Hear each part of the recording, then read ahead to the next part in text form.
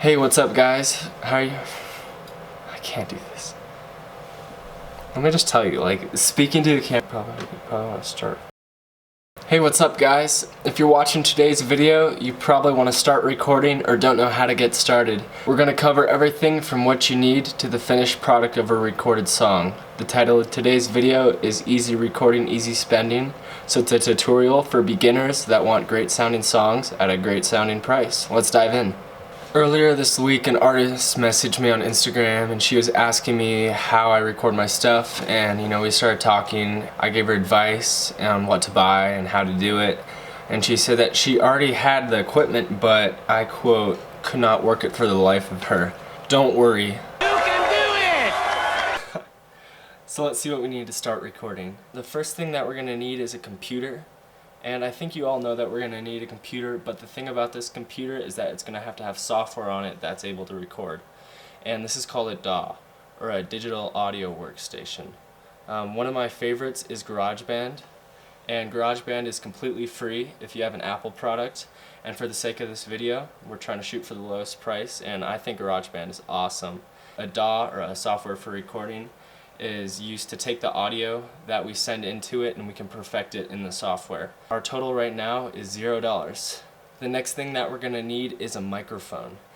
And I think you all know that we're going to need a microphone also, but this product right here from Sterling has two microphones, and it's great because the larger one is for vocals and the smaller condenser pencil microphone is used for things like guitars, acoustic pianos, anything like that. And now our total is at $100, so still pretty cheap.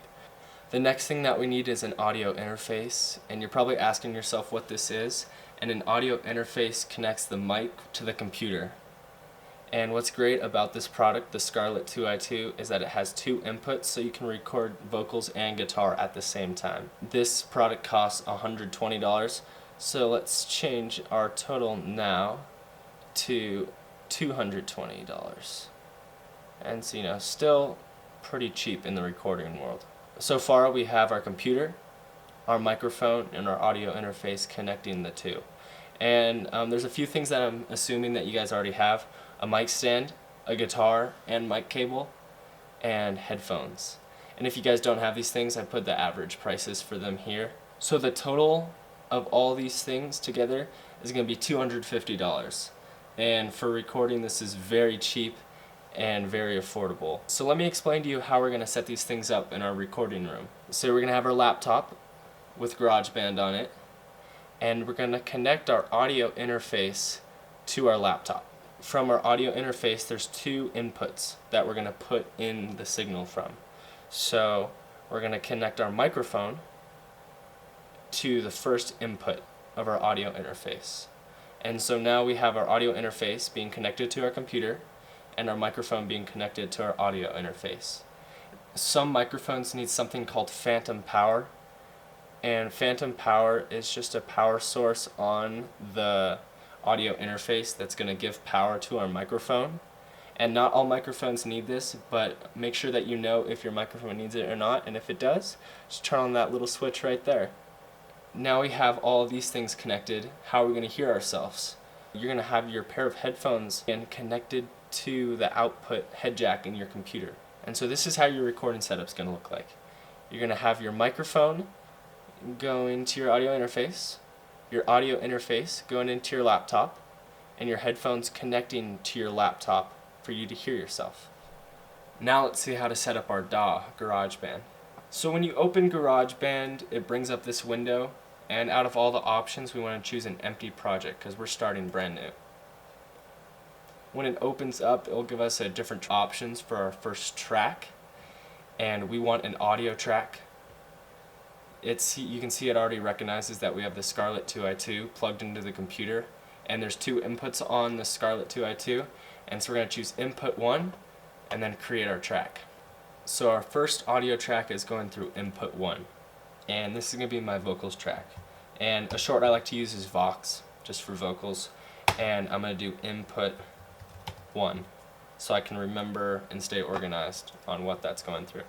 So now I have vocals input 1.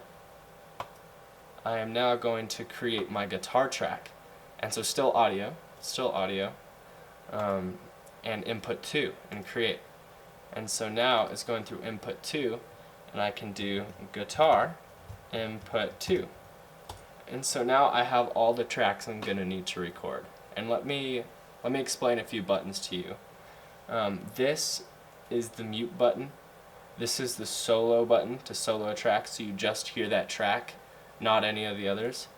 And this is the monitoring button right here. This allows you to hear yourself while you record. Up here we have the stop, play, and record button. This is super important right here. This is our tempo. And the tempo keeps us on time while we're playing a song. The time signature that we're in, most songs are in 4/4, but make sure you know your time signature of a song. And this is our metronome. So when we turn on the metronome, we can hear the click that we've set. And you can hear if I lower the BPM or how fast the song is, that the click lowers with it. Now let's go check our preferences and make sure everything's ready to record. So we go to GarageBand, Preferences, and go to Audio/MIDI. And see, we have a problem right now. We have our output device and input device set as Scarlett 2i2. And this is our audio interface. And we want the input device to be the Scarlett 2i2 because we're sending our audio in through the computer. But our output device is going to be through the Scarlett also. And so the headphone jack on the Scarlett 2i2 is going to be playing our audio. We want it to come out of our computer. So we change our output device to built-in output. And this is just going to change the sound going from the audio interface to coming out of the computer jack. And now we have that set. There's one more thing we need to do. When you first set up GarageBand, it only lets you record one track at a time. And in this case, we want to do vocals and guitar. So we're going to go here to track header components. And by the way, I just right click, track header components, and show record enable. And this will allow us to push multiple record buttons at the same time. Do you see this button right here? This is our record enable button. And if we're going to record both tracks, we click on both records. And see how they're blinking? We need both of them blinking. Now we're ready to record our song.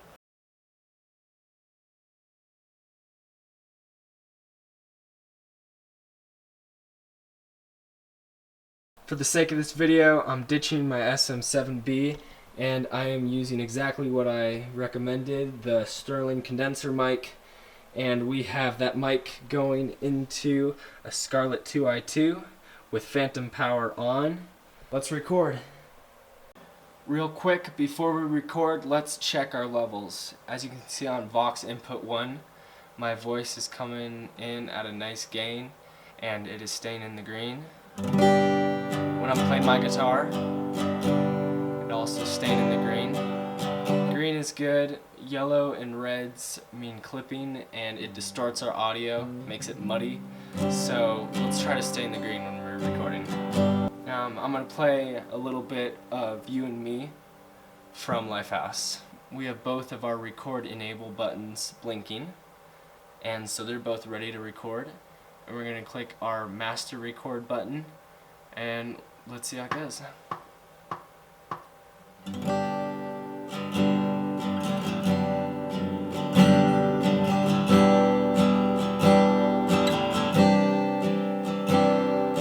What day is it? And in what month does this clock never seem so alive? So that was our first take. Let's listen back.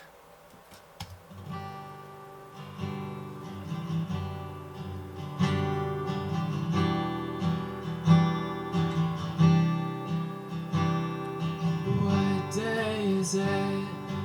And in what month does this clock never seem so alive? And see, I thought the vocals were okay. I can do better. So let's say I liked the guitar though. So I'm going to delete that. And now I only want to record vocals. So I'm going to unenable the guitar track. And let's listen back. What day is it? And in what month does this clock never seem so alive? Let's listen back on those vocals. And now I'm gonna solo the track to hear how I sounded. What day is it? And in what month does this clock never seem so alive? I'm happy with that take, so let's unsolo that. And you're probably thinking, Chase, the vocals don't sound like recorded vocals. And we're gonna change that. Because I'm happy with how the guitar sounds. It sounds like a regular, here, let me solo it. It sounds like a regular guitar, really thick, feels like it's in person. But the vocals you can hear sounds very dry. Listen. What day is it? And in what month? We're gonna click on our Vox track. So to edit our vocals, we're gonna click the Smart Controls button, and this is gonna bring up a compressor, EQ, and some sends. The compressor takes the audio and any low points where it was quiet and any points where it was really loud and levels them out together. An EQ changes the audio through lows, mids, and highs, and the sends are different effects. So when I'm doing vocals, I usually like to turn up the highs, makes it crisp. Does this clock never seem so alive?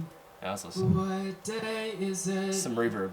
And in what month does this clock never seem so alive? Let's hear if the compressor makes any difference. What day is it? And in what month does this clock never seem so alive? Seemed like it made it a little smoother. And since there's no vocals on this part of the track, I am going to bring this over to right where I'm singing and right when I'm done. And this just makes the track cleaner. Let's unsolo that and let's listen how it sounds. What day is it? And in what month does this clock never seem so alive? Right now I feel like the guitar is a little too loud, so let me just bring it down. What day is it? And in what month? Another way we can analyze EQs by clicking on the EQ tab. And this brings up an EQ spectrum, and we can click this analyzer tab and it will actually show us what signals are coming through. Does this clock never seem so alive? And I'm not a big fan of really low signals, so we'll go like that and we'll take out some of the low signals. Let's hear if we need to do any mids. What day is it? And in what month does this clock never seem so alive? I think we're fine with just the high end being raised. Let's hear it a little bit more. What day is it? And in what month does this clock never I like it like that. So alive? Now let's listen to our whole track.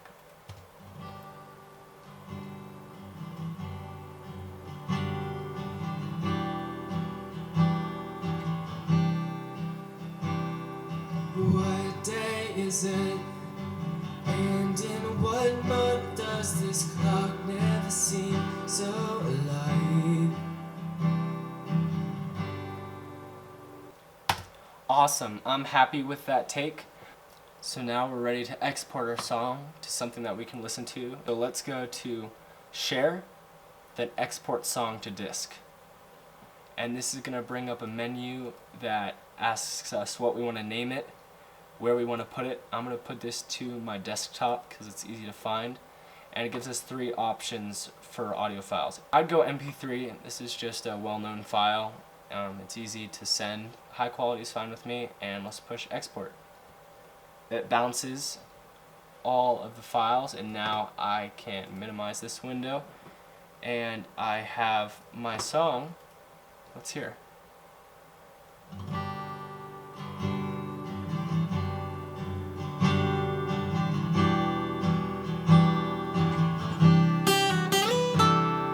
What day is it? And in what month does this clock never seem so alive? Hey, thanks so much for watching this video. Please comment for future videos, and thanks for watching.